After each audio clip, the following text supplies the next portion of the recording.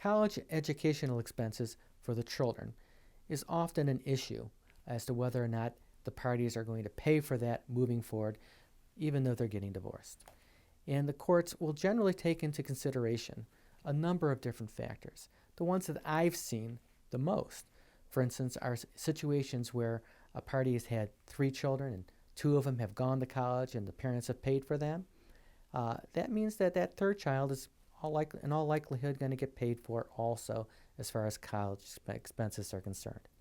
If you have a situation where mom and dad have gone to college themselves and have degrees, and it could have been expected that had they remained together that they would have done the same thing, then the courts are likely to impose college educational expenses for the children.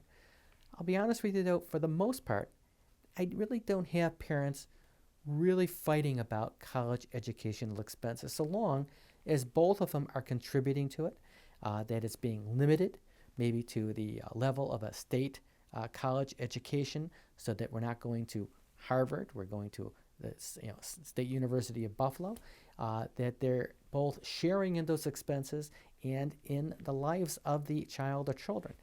I always tell people it's always good to keep the non-custodial parent vested in the child or the children, emotionally invested. You don't want to cut that person out. That person's important to that child. And it's also important, not just from an emotional standpoint, because that individual is going to want to do more and provide more for the child if there is that connection.